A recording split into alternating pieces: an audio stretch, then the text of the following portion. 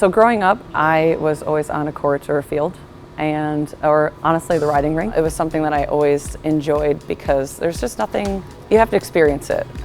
Relationship with a horse, like they literally could throw you off. So I was very blessed that my family was very supportive. Basically let me pursue my passions. I don't know a game that my parents weren't at. You kind of take that for granted.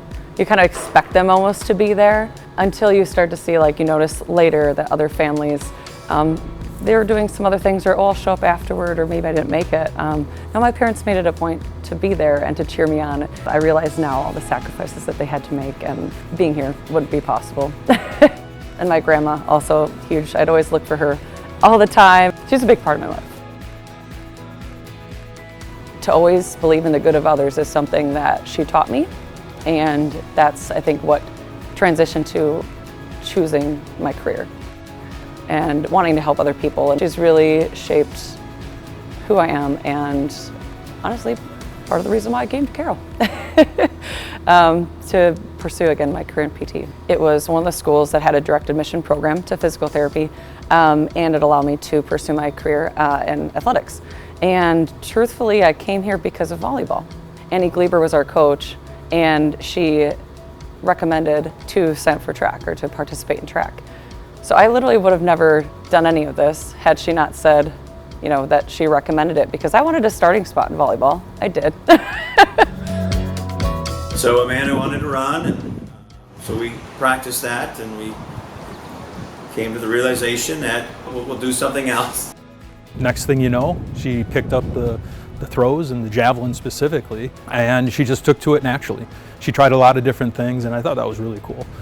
She wasn't afraid, you know, that fearless. She had a lot of the tangibles that we talk about as far as coaching: speed, power, agility, but the intangibles, coachable.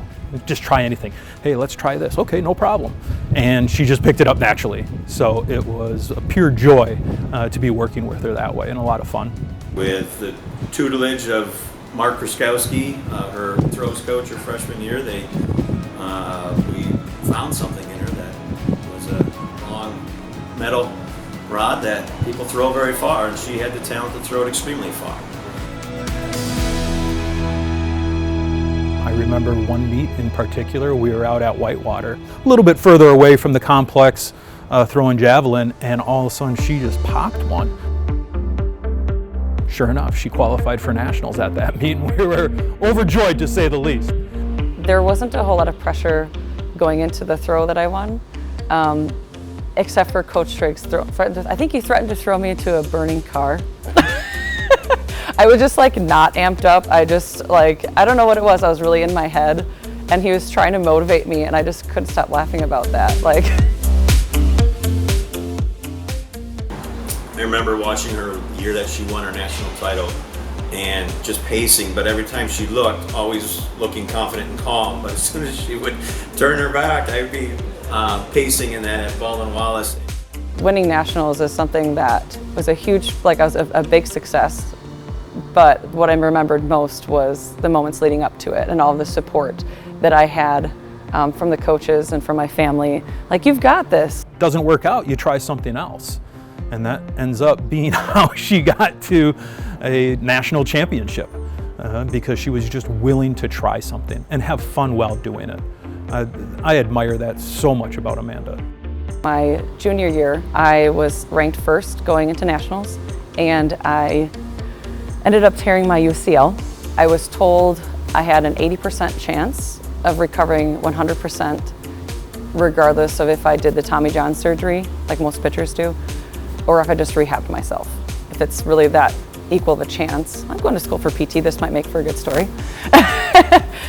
Decided to do the rehab myself, and of course I had support of athletic trainers. I had a couple appointments with the occupational therapist.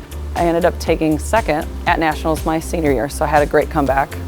Took second, won conference. Everybody was so proud of me, but I wasn't. I was mad, so I didn't want to acknowledge that I just accomplished something huge. Like, no one should be mad at taking second at nationals, but I really wanted first. I wanted a full comeback. We put so much pressure on ourselves as athletes to perform and to win and to constantly do better, and that's a great thing. It's not being perfect in everything. It's just doing your best and applauding those moments and recognizing that you have a whole world of support behind you. That being said, all the coaches, thank you. My family, thank you. Friends, thank you. I'm just incredibly honored and really thankful for all the people that got me to where I am to be in this position, because it takes an army.